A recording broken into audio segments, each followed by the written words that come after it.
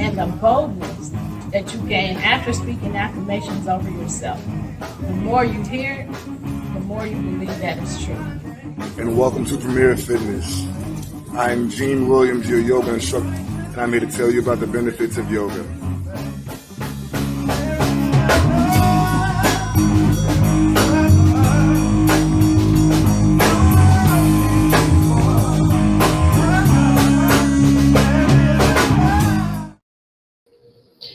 Hey, everybody. Thank you for tuning in to our show. You have just tuned in to Where is the Love? I am your host. I am Stephanie Hockenhall. Joining me is my son, my co-host, Gene Williams. How you doing?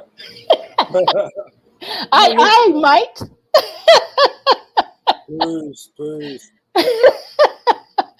Y'all, again, thank you for joining us on our show where we educate about bullying versus love. And this is October 1st already. This is Bullying Prevention and Awareness Month. The whole month. We have lots and lots and lots of things coming to you this month.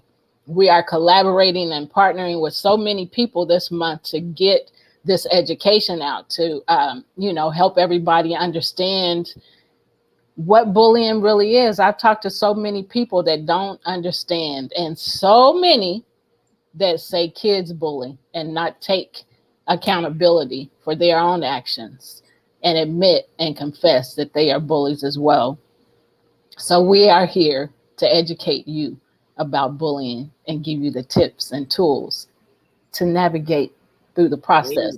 Hey, Kanitra, that's another accountability partner. Hey, Ebony. We got a full house today. They're in the accountability group as well. Thank y'all for coming. Thank you for tuning in. So today we have two guests, but wait, this is episode 58. We're almost at 60. That's crazy. Episode 58. Y'all, we started last April. So a year ago, this past April, we started. We've been doing it, y'all. We've been giving as much information as we can and as much education as we can. But today we have two guests. Last week, we had Izzy. You want to give a recap real quick, or you want me? So I can give a little one. Okay. So we spoke with Izzy. She is the owner of Gigi's Natural Hippie Essentials. Also, Awaken Your Power Now, right? That's it, right? Activating Your Power Now. Sorry, activate. Yeah. Okay. Yes. My bad, Izzy. Don't beat me up. Don't beat me up. It was an accident. But we had a great conversation about being intentional, about healing from childhood trauma. We threw bullying in the mix because all of that's part of trauma. Yes. It's a great show, and this one is going to be doubly great. So I'm really excited to dive in. Splash. Yes. And yes, Kanitra, episode 58. We've been doing it. So listen, with no further ado, we will bring on our guests.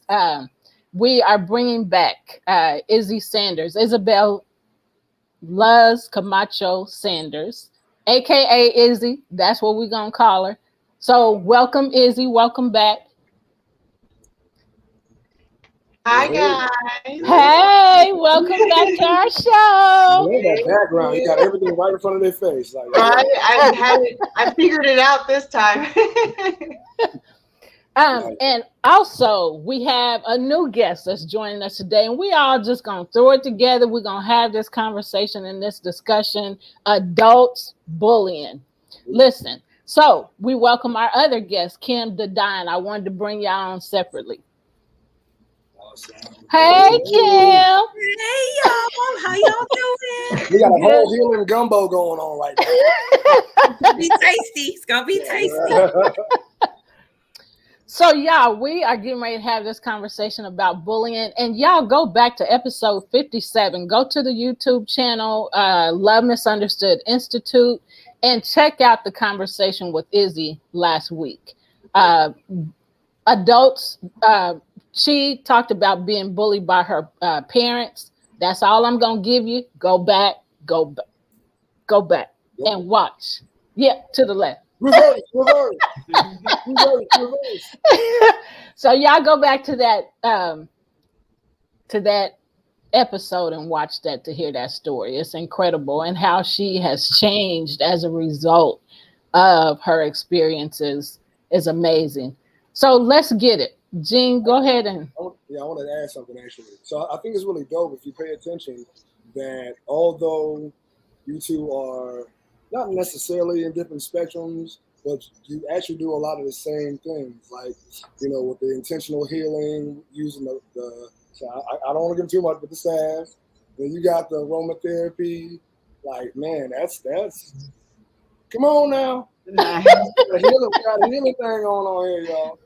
So it's about learning that we have access to a lot of natural things in front of us, and I feel like part of that is what kind of gets in the way with a lot of us maneuvering in life and stuff is, one, we're looking for a lot of shortcuts. We're looking for, and a lot of the shortcut ways are not ways that serve us well. Right. So it puts us in a different mindset, when we're putting different products in our body or on our body. And it really affects our moods. Those chemicals get in us and affect how we think, how we feel. And of course, how you're thinking and how you're feeling is going to be how you're showing up. And there we are, right, with bully tendencies. And some of that has to do, people don't understand, with what we literally are putting in our body. You don't have to have been bullied before to become a bully. You just have to kind of be miserable, honestly. And we make ourselves miserable in many different ways. So I think that's beautiful that Kimberly does the natural products as well, because it's another step in intentionality to be to practice that peace and natural things to bring us peace. I want to interject. I'm sorry. I did not tell y'all where to look at us, where to watch us from. Wherever you watch them from, that's the place to be. But you can catch us live on YouTube, our YouTube channel, Love Misunderstood Institute, or Premier Fitness 0210. That's Jean's page. Get your yoga, get your meditation, get that education from Jean. So also, if you are watching us, you can watch us on TV right now. We're live on TV. We are on Roku and we are on Amazon Fire. All you got to do is search POD space LIVE and watch us live on TV right now. You can also watch us on our website, podtv.tv. And that's enough. So wherever you're watching us from, please share, because you may not have time to stay, but other people may need this. And so just share it and do what you got to do. And sis, thank you, Bev. We saw you're here. So, hey, so, okay, Jean, go ahead. I just wanted to add that. Yeah, so I wanted to add an addendum to what Izzy was saying, like back to the chemicals that we put in our body. Like, we also have to understand that the chemical makeup of our body is what determines mental health disorders. When you have too much or too little of one thing or another, then you have those mental health issues. So it's very important what not only that you put on your body, you put in your body, that what you pay attention to, because your attention is what creates your reality. So right. Yeah. Yes. I love that. So Kim, tell us about I got devices. I'm trying to catch everybody wherever they are so I can catch the comments and stuff, and Mark puts them up. But I like to be looking at them too. Kim, tell us about Pure Chemistry. Tell us how you got started with that. And then we're going to go, because I just did that backwards. But since I let it out, I want you to go ahead and share that, because we want to talk about these bullying experiences. But tell us about Pure Chemistry. Sure, no problem. So, hey, y'all. My name is Kim D. Dine, Bronze with Divine. I am the owner of Pure Chemistry, where we are the missing element to your luxury aromatic experience. And we create candles from the heart to bring a sense of joy, nostalgia, and comfort to homes and businesses around the world.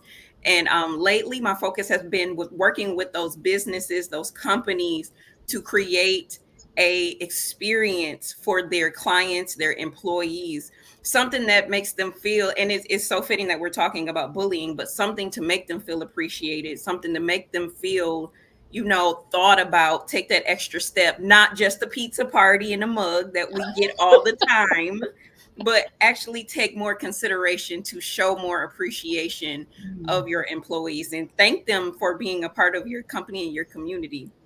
So how I got started with my company, it was by accident. Had no idea or intention of even going into candles. Um, through various experiences and that current job, which we will get into today because I got some stuff to say. But the job that I was working, I said, okay, this cannot be it for me. There has to be something else. And I came across a podcast. And he was discussing opening your own event space. And I'm actually, Pure Chemistry actually started out as a event decorating business prior to candles. So how did we come here? I don't know.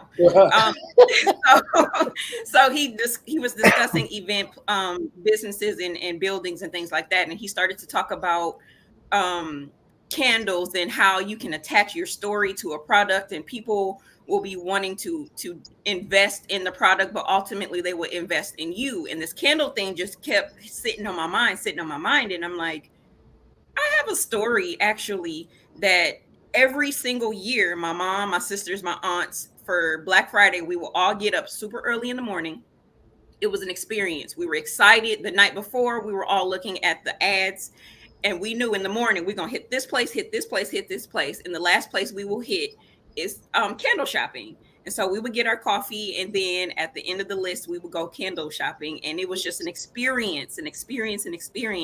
And I was like, I want to do that for people. I want to curate an experience that they can remember, something that made them feel excitement or joy or peacefulness. I want to curate those type of experiences for people and send them out to people. And we had just hit a pandemic during this moment. And so I was like, oh, I'm going to start learning how to make candles. And that's kind of how the candle aspect of Pure Chemistry came up. I wanted to help people, steward people, and feeling those emotions, those life changing events. I wanted them to have some type of way to bring remembrance back to, it's not always darkness. It's not always Right. darkness. It's not always doom and gloom. Let's look at light, right? Let's look at tangible light and candles, but also if we take in the experience of, if I'm smelling something, it takes me back to that moment where we were sitting in the coffee shop having our coffee and we were excited to go get the candles and what we were going to sense and smell and the music we heard. Everything is going to be okay. We just have to shift our mindset. So that is where Pure Chemistry, the candle aspect, came from. And I'm so excited to see where we're headed, where we're going. We have some new things coming, and not even the sky is the limit. There's no Right. limit to where I'm going. So I'm excited. No limit. Limitless. Limitless. No.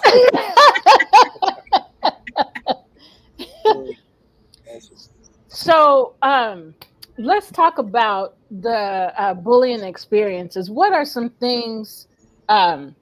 Well, Jean, ask Izzy one of the questions that you have for her since she was on last week, and then I'll ask him a question.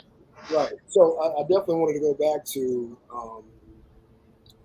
Gigi's Natural Hippie Essentials and your breast cancer survivor story.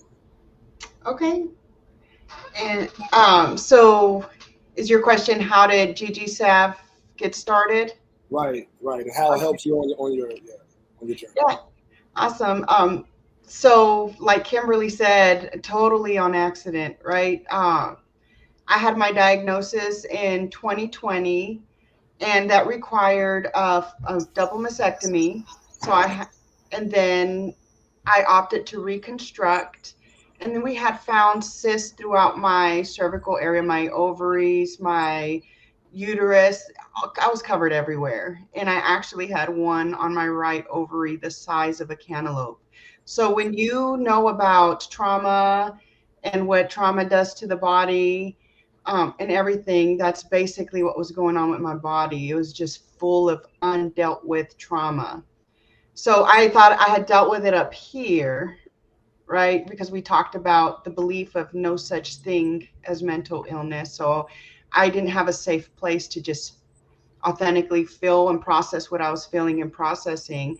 So I did my best up here, but my body, I didn't do my due diligence to my body. So fast forward, many years later, and I'm being given this information. I had my tumor actually on my left breast since I was 29 years old. I had it for 11 years when I went strictly because I was on an intentional life journey, and every year since 2017, I was adding an emphasis on my intentionality every year.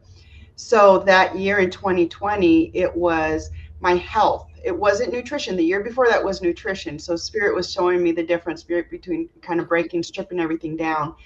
And when it was intentional health, again, I talked a little bit on the last episode how the bad habits I had of going to the doctor, just I'll say bad habits, but not really bad habits. We did a lot of things holistically in my with my family and stuff, so I didn't have a need to go to the doctor.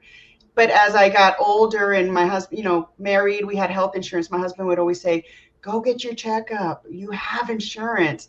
I'm like, okay. But in my mind, if I felt fine, I never schedule it. I'm like, I only go to the doctor if I need help. I didn't need help. So I went strictly because actually I was having some issues with my groin area because of all those tumors. And it was just my doctor then at that moment that said, "Hey, you're in your 40s. You haven't had a mammogram. How do you feel about getting one done soon?" And I was like, "You know what? I'm being intentional. Let's go ahead and schedule it." Would have never done that. I would have been like, "Oh yeah, these people want more money from me. I'm good." But I said, let's schedule it. And I had totally forgot I had that tumor for 11 years. I knew I had it. I could feel it. It didn't bother me though. But I never had a doctor in all those years. In 11 years, I did go to the doctor occasionally, and they would feel it every once in a while. And they'd say, "Oh, how's this? Does it hurt?" And I'd say, "No," and everything. And so it never was a concern. Well, when I went to get a mastectomy, just being intentional with my health, that's where they called me immediately back, like within 2 hours, and said, come back. And fast forward, they were telling me before even a biopsy or anything, my radiologist was like, "We're really concerned about you and the fact that you've had this tumor." Because I was like, "Oh, I've had that for years." And they're just looking at me like, that's not a good thing. So, yeah, they urged me, immediately and everything. So going on that journey, had never broken a bone, had never, I had 3 children and I didn't have any complications. So, I just never really, it was my first experience like that. And it was during COVID. So, it was then when I had my first surgery, which was just a year ago, 2 days ago on the 29th of September. It was 3 years ago. It was right after that surgery where they started putting me on medications. And immediately, my thought processes I felt like all of the work I had just put all these years of my life to help myself with my anger issues, with my anxieties, with all of these things, they were just back immediately, just like that. I felt like I had no control of what was going on in my head and my emotions. And I knew it was because I was taking medicines, but there was nothing I could do. So I kept going. Well, my second surgery, the reconstruction, my body immediately started rejecting my left implant. So my breast was swelling up like 3-4 times the size.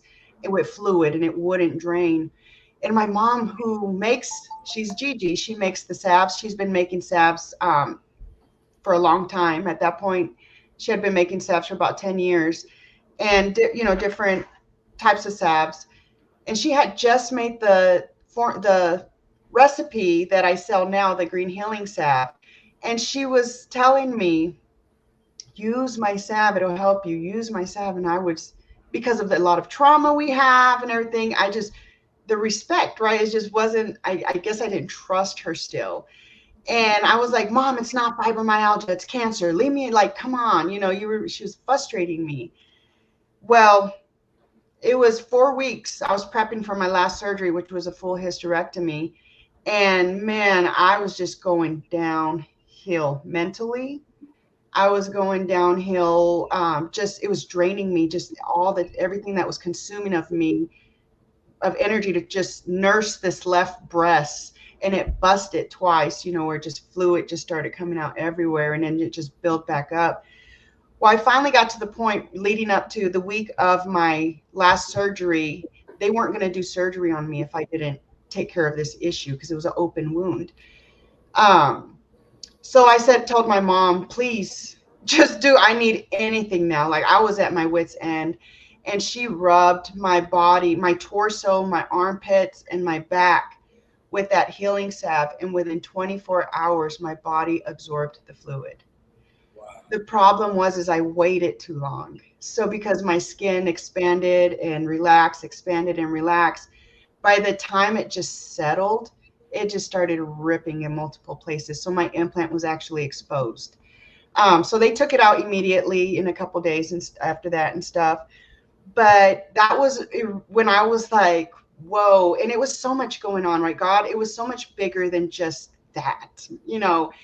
It was for me to gain a bigger understanding that my mind, I wasn't intentionally bullying my mom, but I really was. I was holding on to that past. I was holding on to animosity that I didn't even know was still there, the no trust.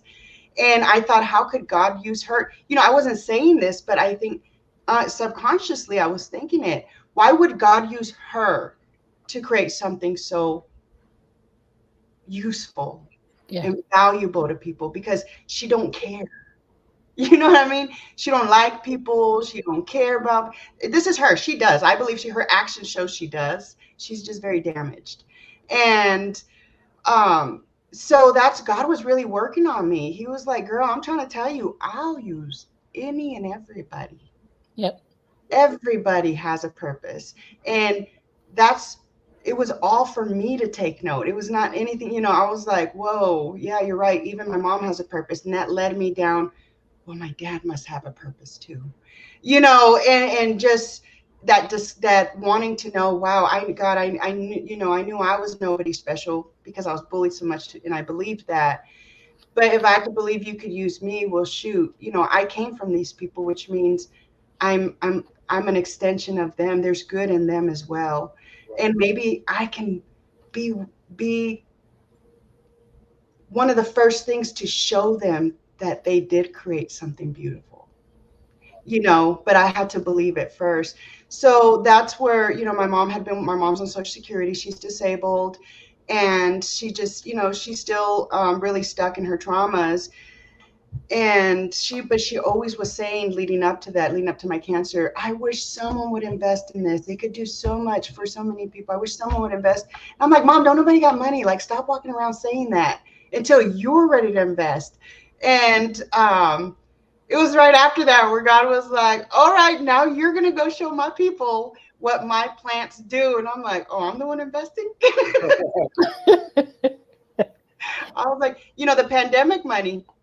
I wasn't working. I lost my job to the pandemic, and then I got my diagnosis. So I haven't gone back to work. I started my own businesses, and I'm a servant of God now, and here just to heal myself and help others heal naturally as possible. I have my personal views, my personal opinions on pharmaceutical and different things, but the reality is it takes all of us with all of our gifts. And if we could bring them all together and give people options, maybe sometimes they'll go natural, and then sometimes they'll go another route, but at least they have some balance, and they just have knowledge to know that they have options. Right. I have a comment from one of the viewers, and she said, wow, that's a perspective shift when the person who wounded you has the medicine to heal you. Amen. Amen. Wow. Wow. There it is. Yeah. That is something, and that helps us to understand how it's hard to trust. You've always hurt me. Now I can't believe that you want to help me. So I have a hard time trusting and believing that you would do anything to help me. So I don't believe that's help. So we get that. So thank you for sharing that, Izzy.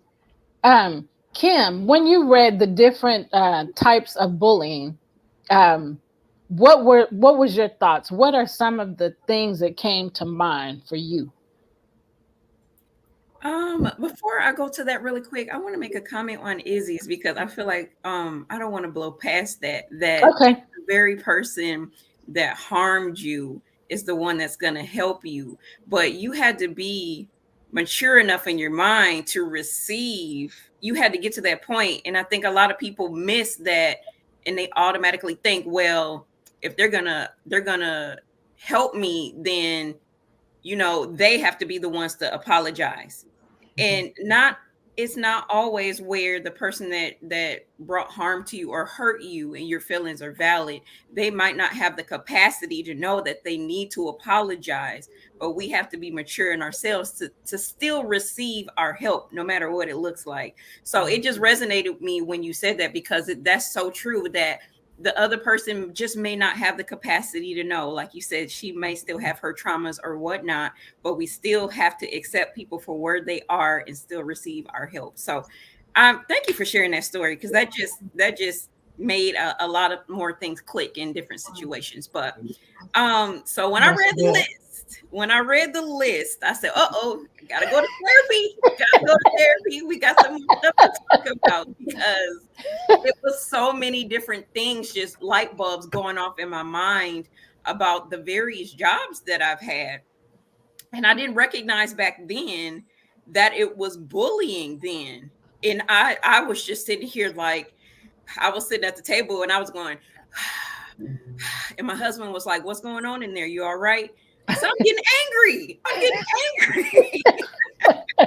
At all these different definitions, because Hmm. I'm like, man, people just don't, like, people are jerks and they don't realize how much effect they can have on a person.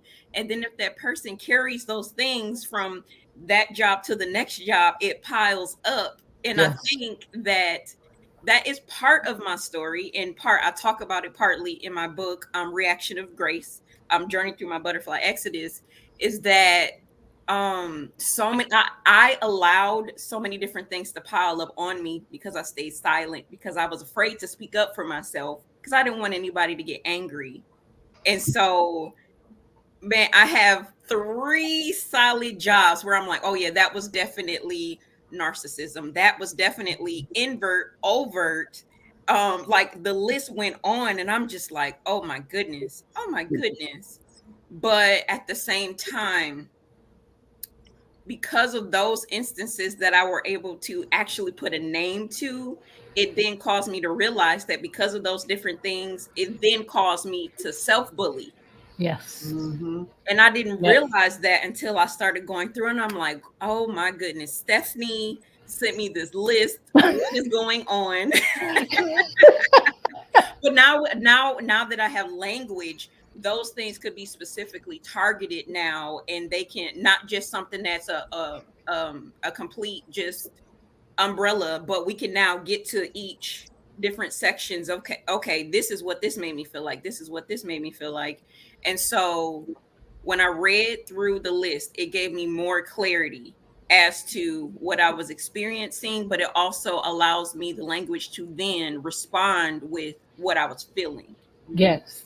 So the list is amazing. If anyone has not had the ability to go over the list, I would highly recommend because it's really something. A list you would think is something so small, but it's so major. It's so Yes. major. Yes. And so when I hear people not understanding, what bullying is and pointing the finger at kids, I'm like, man, you don't have a clue. So, let me help you. And so, I was being bullied as, when Gene was a kid and he was being bullied, I was being bullied too, as an adult, but didn't recognize it for many, many years. And after so many different experiences, then, three major things happened in a row. And I was like, okay, what is the deal? What's going on here? Why am I experiencing these bad things? And sometimes it takes something really bad to happen before we've gotten clues along the way, but we ignore them, or as Gene call them, red lights. Get red lights along the way, and we're like, okay, I'll just ignore it. But then, when we pay attention to those lights, and I'm gonna call those red lights triggers. Red flags. Yeah, red flags. But I'm gonna call them triggers, only because of our conversation right now. And so, I went to a couple things yesterday, and I even spoke. And so we were talking about all three of those events that I went to yesterday. We were talking about trauma and triggers. And it's funny how that happens. I had no idea that's what I was going to be hearing at the first event, or even at, it was Izzy's workshop, the third thing. So I heard one, a psychotherapist talking about trauma and triggers, and he taught, for 2.5 hours. And then I had to run out of there and go speak. And my speech was already ready, and it was on trauma and triggers. And then I went to Izzy's workshop right after that, and they were talking about trauma and triggers and dealing with them and addressing them. I mean, we can hide things and, say, oh, that was many years ago and that don't hurt no more, or, whatever, just throw it away or toss it under the rug. It's going to resurrect. It ain't gonna die forever. It's gonna resurrect until we deal with it. So we have to acknowledge those triggers, and oh, that happened when I was 8 years old, or 5 years old, 6 years old, whatever. But it's here right now in your face so that you can deal with it. And we have to deal with that stuff. Anybody want to add to that? Yeah. So it's like you said, ignoring triggers is like, ignoring a seed that you planted in the ground, put dirt over it, not expecting it to grow. It's like, hey, you buried it, and now it's going to grow. And the more you ignore it, the more you water it. So you have to be aware. You have to dig up not only the root, but the seed. The seed is started the foundation of that trigger, that trauma that keeps coming up. So, yeah, it's, man, listen, if you don't, then not only do you does it manifest within your body, but then you start bleeding on other people. Yep.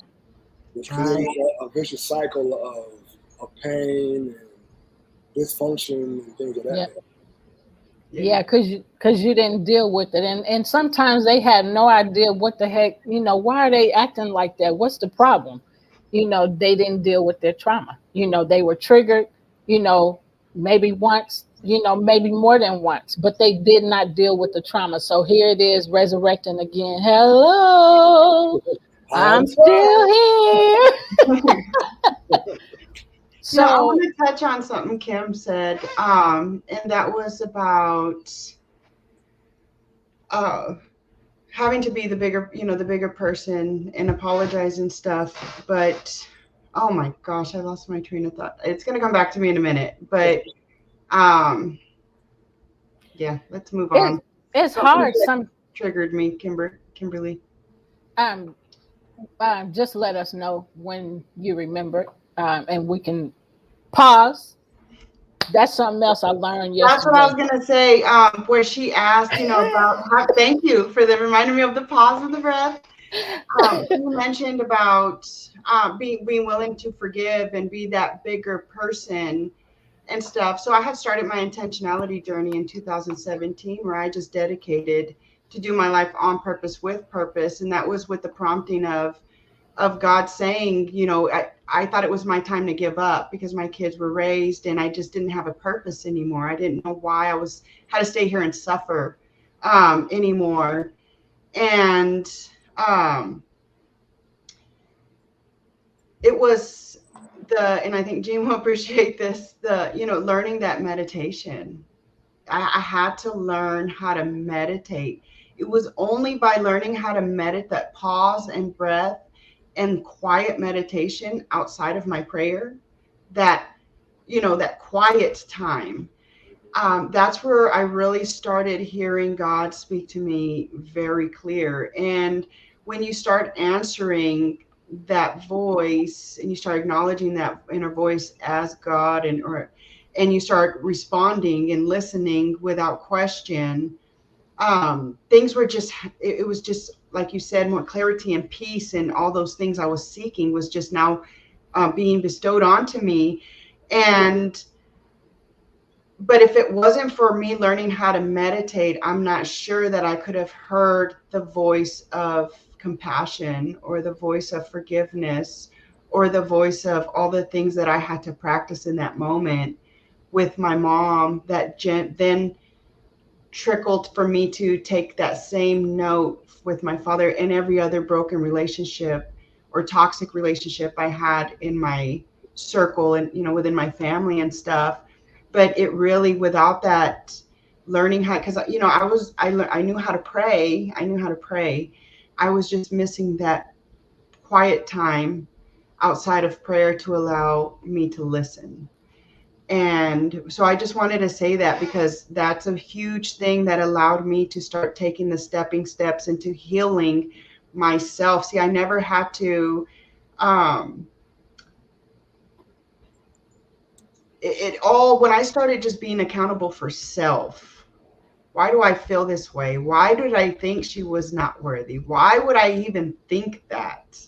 Why? Because I was groomed to say, you're not worthy. You don't deserve that. It was quick. It was on the tip of my tongue, because it was what was being told to me all the time. But yeah, I just wanted to put that out there, because when you said that, I was like, yeah, that's true. When you said, I was like, wow, thank you. It felt like a compliment, but I was like, something said, well, it wasn't you. It wasn't you. Yeah. So I just want to give credit. It was that pause, that breath, and allowing Spirit, God, Creator, to speak to me, and for me to surrender, for Him to allow Him to flow through me. And that's how I was really able to stop being a bully to start allowing me to realize that I may not be that kind of bully, but I'm a bully. So there's no different, because bully, there's someone that you're shrinking on the other side of you. You're just making them feel less than on the other side of you. So it doesn't matter if that's, for me, it was, my mouth may be shut because I learned how to control that, but boy, my energy was big.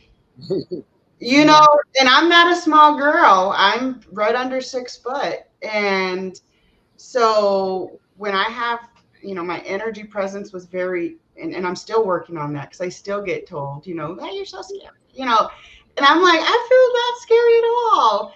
But I think sometimes my energy just speaks for me, and so I have to just that pause and that breath to make sure that I'm just at a peaceful state intentionally, so that I bring peace where I go and I don't make people uncomfortable. Or my faces. One time I made a girl cry in networking, and I went up to her immediately after we were done. And I was like, I'm so sorry. I think you were talking to me when, at the end of the thing, I wasn't understanding something she said, but I didn't realize the look on my face was probably extremely disrespectful, because I was like, probably. And she just started crying and saying, I think everybody who knows me knows I'm a good intended person. I would never mean it like that. And I didn't know her that well. So I went up to her and said, I think you were talking to me when you said that. My apologies. Sometimes my face does things that I'm not aware, I need to be more intentional of. But again, look, I didn't mean to make somebody cry just by a face I was making. But it's that you have to be that intentional. You really do. Yeah, because nonverbal body language speaks loudly too. Oh, yeah. So Kim, Jean, did you want to ask something? Actually, I was going to ask Kim to speak a little more in depth about her book. Okay. So my book, first of all, Izzy, that is so good. I had to learn myself to make sure I'm aware of my nonverbals. I wear a lot of my emotions on my face.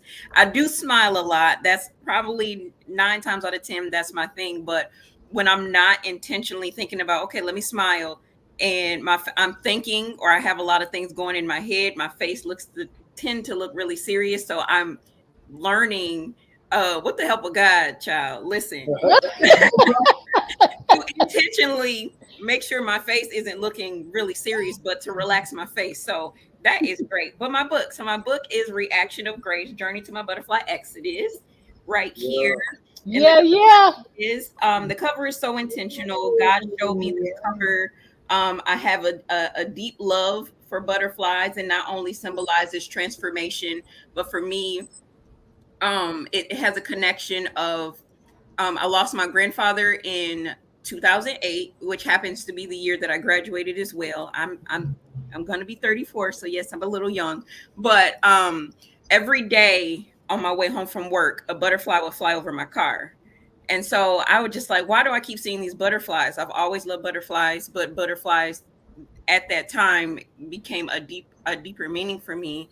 And then I said, okay, God, then this must be you showing me that everything will be okay. We had lost 3 family members within a matter of months that year, so it was really hard, and then to graduate in the midst of all that.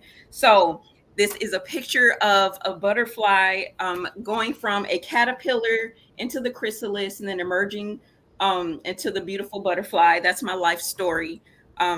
I used to would not ever be able to be on this episode with you. I was very quiet. Like I said, I was very observant. I watch a lot of people. I watch what things are going on, and I used to didn't say a lot. And it took me through all of the experiences of being quiet, missing out on so many different experiences, even as a kid. I've always had the feeling that I'm somebody different, and I don't know what it is about me. Well, back then I would call it weird. I know I'm weird, but I love my weirdness. I'm completely okay with that. Um, and I wouldn't let anybody tell me different, but I didn't know how to wear it well yet. I didn't fit into it yet. And so I went through a series of events. My parents went through a divorce that was very difficult for me. Um, Jobs, I did not understand why I would get bored at jobs after about the 2 3 year mark, and I'd be ready to move on. I went to school for psychiatry, and I have a bachelor's degree in psychology and community development. And so I love science girl. My brain is always like thinking of the deeper meaning behind things and trying to pick things apart. And so I was just always thinking, but it just got to the point where I would think a lot. And I was always that person that people would come and talk to. They would tell me everything. I could meet a stranger on the street and they tell me their life story in 5 minutes. And I'm like, why did you tell me that? I don't know you, but okay. But it got to be to the point where it was too much that when I tried to reciprocate and get all the things with me off of my chest, it just seemed like everybody would shut me down or shun me out.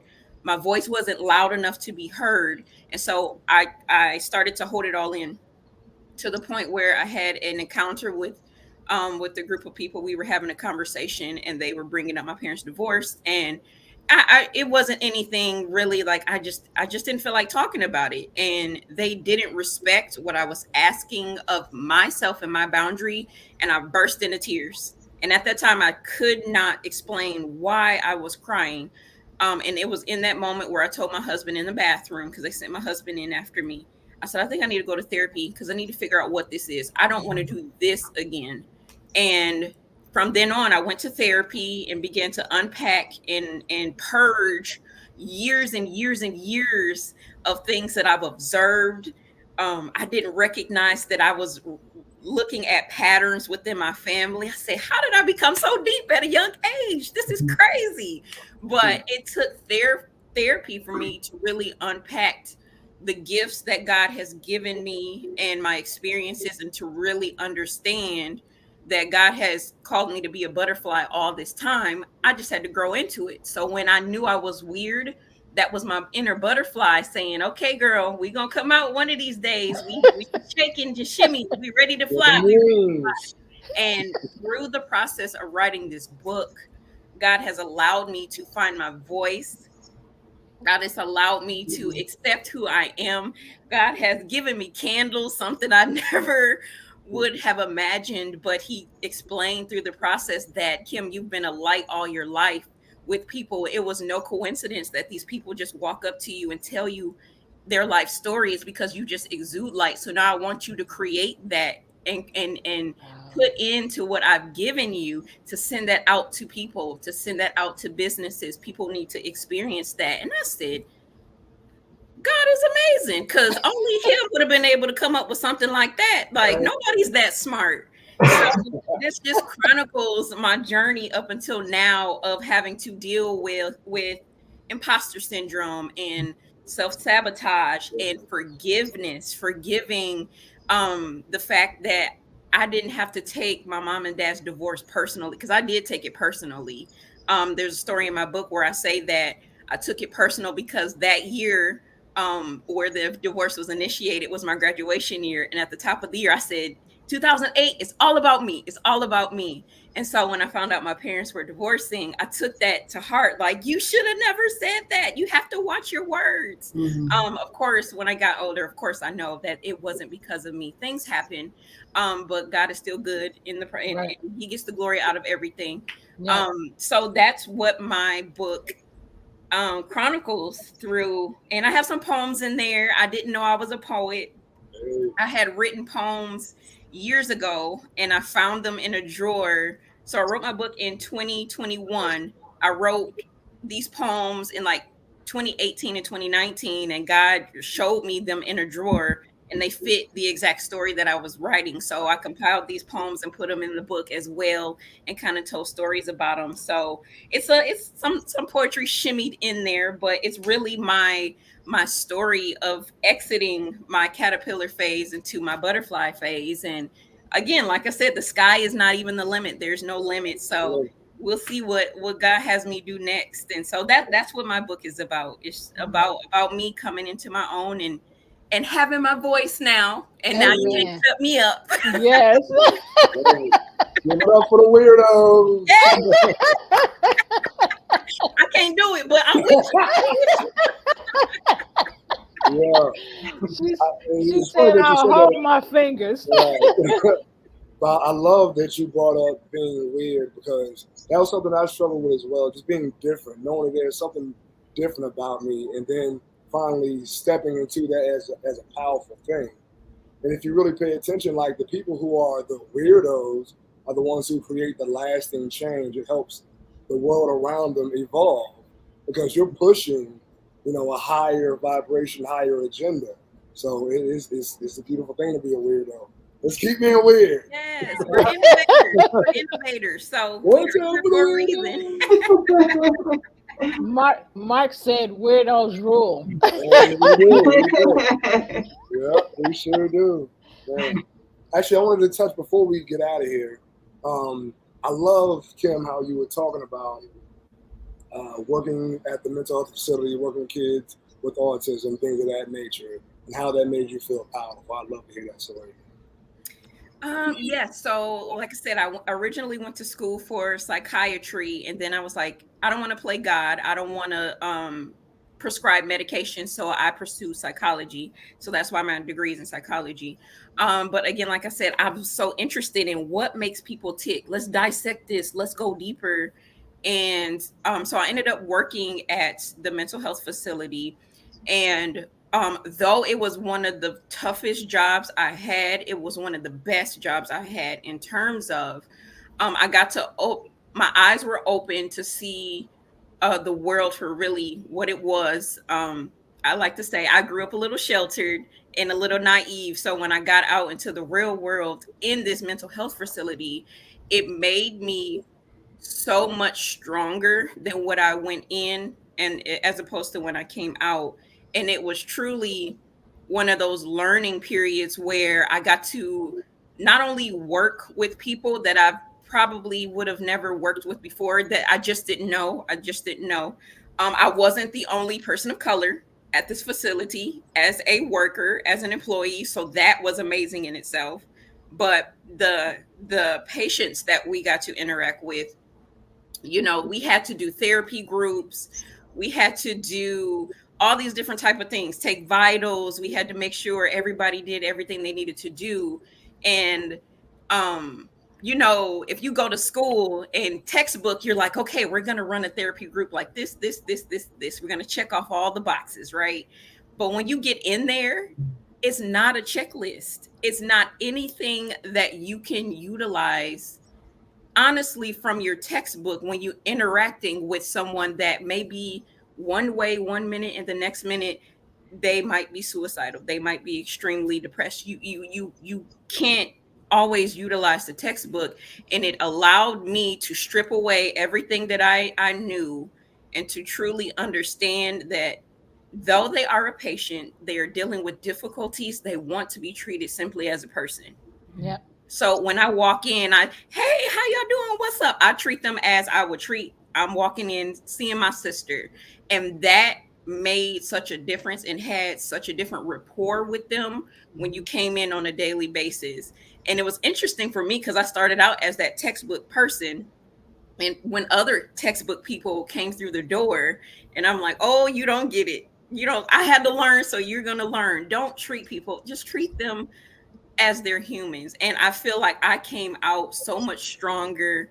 And my sense of humor, it sounds weird when I say it, but to understand and know that you have to go in that place and not be so attached to where your mental then becomes affected. You have to keep a positive heart, not only a positive mindset, but a positive heart, because you will come across people that says some things to you. And I'm like, oh, if we were not in here, this would be this situation with this person would be a different story. Yeah. So you have to again, treat people like people. You can still laugh, you can still have jokes, still have a sense of humor. And I would like to, I thank that job that I had at that hospital, because of that hospital, I laugh so much more. My husband probably gets annoyed, but you just don't take things so to heart and so serious. I know how to laugh at myself a lot better than probably if I never went to work there. So I loved working there. I loved working with the coworkers, and I just appreciate that God planted me there for that season to and it was children and adults, and it opened my eyes to things that children deal with aside from mental health issues.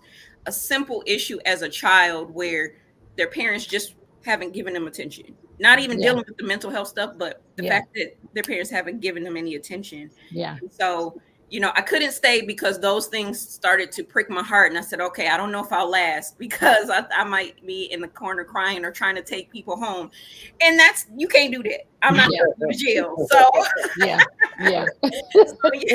so God called me out of there, but it was one of the best jobs I had. That's good. Thank you so much for sharing. Gene, go ahead. Yeah. So I feel like a perfect capstone would be Izzy. My mom and I had a conversation last week about God's purpose, life purpose, and the importance of telling your story. I feel like that'd be a great thing to end with. Yeah. Was that a question? I'm sorry. Yeah. So Activate Your Power Now, as you see on my screen, that was started after starting the SAF business. So coming out of, as I healed through my surgeries with my cancer and everything, I took a speaker class just to scale.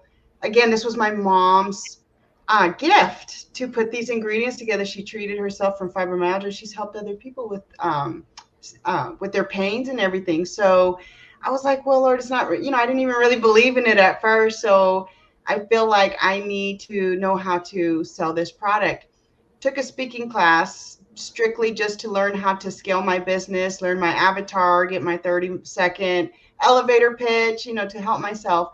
And it was during that class, as I was doing the assignments and I was showing the assignment in class, going to the front and presenting it and stuff. Everyone was like, oh, great. Wow, that's good. And I was just like, thank you, but inside something was missing. And as I meditated and stuff on it, God said, you're not there to learn how to sell salve. That's my thing. You just keep showing up and doing what I need you to do with it. Because I hand it out to the homeless. I bless a lot of people with it. So I was like, okay, well, what am I here for? And he said, you're there to learn how to tell your story. And I was like, okay, no, we need some time to discuss this one. Lord, I said, I'm here, I'm willing, I'm ready. But God, it's not my story. My story is attached to other people's stories. And I said, I'm not trying to shame people. I'm not trying to put people out on blast, or, I have changed my ways, but it doesn't mean that my parents or my older siblings or that they have changed their ways. So I didn't understand what that meant, but as I stayed faithful and graduated the class, did a homework assignment, we had to host an event. I pulled some other speakers in because they didn't have a venue and I had one. So I'm like, let's do it together. And then James Love, the co-founder of Activate Your Power Now, he was like, well, let's call it Activate Your Power. And I was like, because God was putting urgency on my heart. And I was like, okay, but now, like, they need to know now. This can't wait. Healing has to start now. And so we just named it, that event, Activate Your Power Now. And again, it was just a homework assignment. So as we got on stage, our audience was family members and friends, people supporting us from graduating this class. But lo and behold, people started getting activated in the audience. So after the event, we had multiple people just talking to all of us speakers up there and saying, wow, what you said just sparked something within me. God said I had a story to tell, but that was 10 years ago. And who would I tell it to? Who would care? And where would I tell it? They said it got put on the back burner, but you just reminded me. And I'm like, well, I had already committed to 12 months at the church where that hosted the event. And I was like, well, why don't get up and tell it? We got it. We got a stage now. So get up and tell it if you want to fulfill that. And they did. And it's just been that every time. So Activate Your Power Now is all about owning your story, owning your truth unapologetically, not allowing it to hinder you, to be your excuse, but to use it as your superpower, because it is your superpower. Your story and your journey was just preparation, just like Kimberly said, for where you're going, to be used for God's good, not for your good. But the beauty is that when He uses you for His good, you feel naturally in purpose. You feel empowered. You feel right doing what you're supposed to be. But at first, what you have to do is get rid of all the unserving attachments, all those lies, the bullying we do to ourselves. So it's just activate your power now. It's just going on a journey within. I've learned to embrace the shadows just as much as I embrace my light, because in like James Love, he's told me for the last 2 years, even sometimes your shadows are bigger than your light, because depending on how the sun's positioned. Yep. And but the bigger the shadow, right, the more time you get to spend with it, you get to honor it, you get to celebrate it, because it is a part of you as well. We're not always light, but we don't always have to be darkness either. We can find that nice balance of tipping a little on each side just to maintain balance, to maintain that human experience, but without the shame. Right. Love That's it. good. Love it. It's that yin yang, that perfect yin yang. Exactly. In all light, there's a little darkness, and all darkness, there's a little light. Right. And, I learned that until I can embrace the dark sides of me, till I can love those sides of me, I really wasn't being capable of fully loving when I was in light either. Because, I was, as I spoke yesterday in the workshop, I was living in duality. It's just really what it was. I was one way in one place, or one way inward, but I was another way outward. And that worked for me for so long until it didn't anymore. And how you know when it's not working anymore is you're going to start questioning everything in your life. Yeah. Mhm. Well, our time is up. What what comments or words of encouragement can each of you share um, to encourage the listeners about healing, about being intentional? Um, what are tips? A few tips from everybody. Oh, wait, Kim, Ladies go first, first. as always. Say that again. I say ladies first, as always. I'll rest my vocal cords while Kim goes first. So my tip would be, or tips would be to fix your focus. What are you focusing on? I always say, even when I pray, like, God, thank you for allowing me to see you, even in the little things, even in the way the squirrels run around in our backyard, the way the acorns have been hitting our house like madness lately, but he's speaking to me in those things. So thank you for allowing me to be aware of him, that he's so big that he would even speak to me in a blade of grass or acorn, Yes.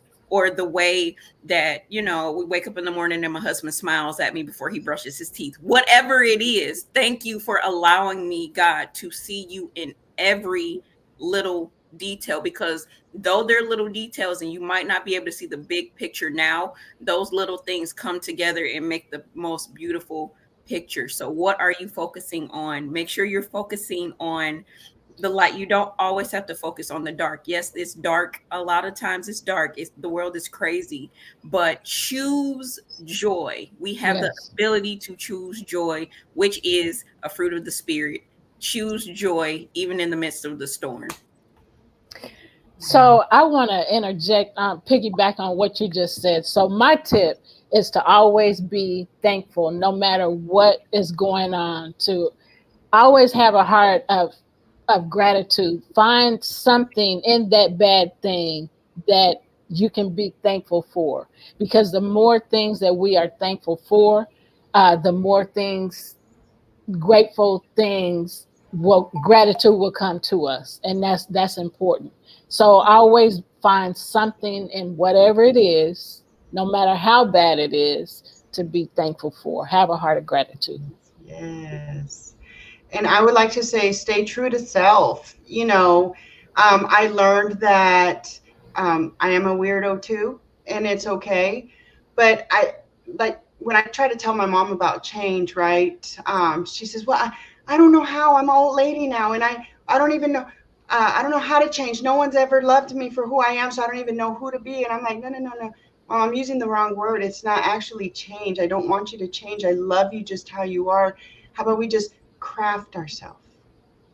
That's Right? good. Craft ourselves, because if you can take honor who you are for what you are, and just craft, just find your little bits of peace. Again, the pause, the breath, allow spirit to work through you. Um, but don't change who you are, craft who you are. That's good. And I would Gene. say, as we all are reflections of the Creator, know that you have the tools within you automatically. Whatever issue, whatever problem that you're having, the solution is in the problem. Yes. So when you become aware of that and seek to find the solution in the problem, that's where you find your peace of mind. So I'll leave you with that. That's good. That's good. Thank you, ladies, for joining our show. Thank you for all the people that have watched the show, engaged in the show, for your comments, your responses. Thank you, thank you, thank you. So we ask you to, we are ending the show. We ask you to watch us next week at the same time, right where you're watching us from today. And go to the YouTube channel and check out the videos. We've done so many videos about bullying and so many other things. Listen, stay here for a few more minutes to watch the outro video. Gene and his band did the intro video and they did the outro video, but this time you get to see their video in action with the song that he wrote. So stay here. We send you away with peace. We send you away with love. And we say, take care, be good, be cool, be kind, treat others the way you want to be treated. Take care. Bye for now.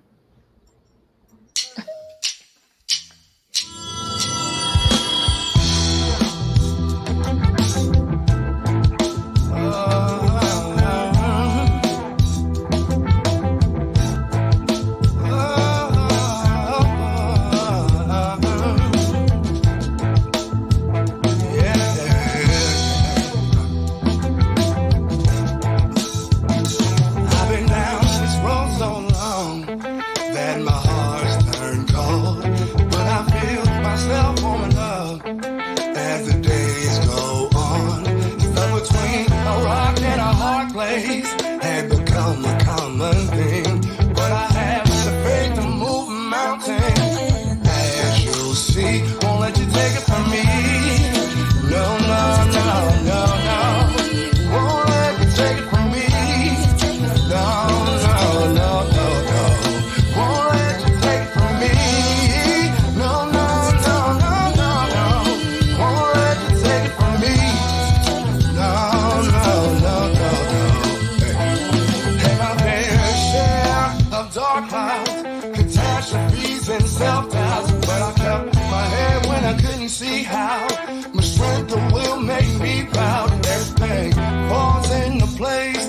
Gotta take the risk, can't play it safe. Gotta have the faith to move a mountain.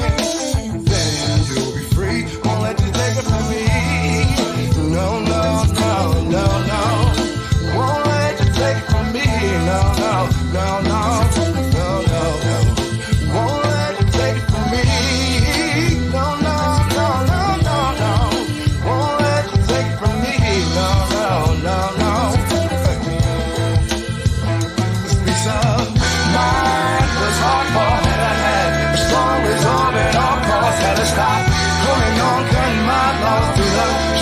Cause to be the boss no more. So now just clear sky. Decided to take control of my life. Now I'm not afraid to reach for those heights. Ain't no glass ceilings inside. Take it from me. No, no, no, no, no. Won't let you take it from me. No, no, no, no. No, no, no.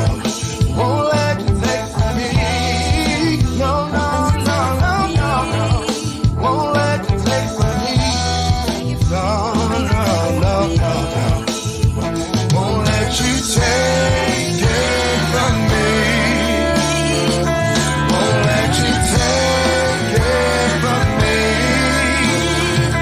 Won't let you take it from me. Won't let you take it from me. Won't let you take it from me. Won't let you take. Won't let you take it from me. Won't let you take.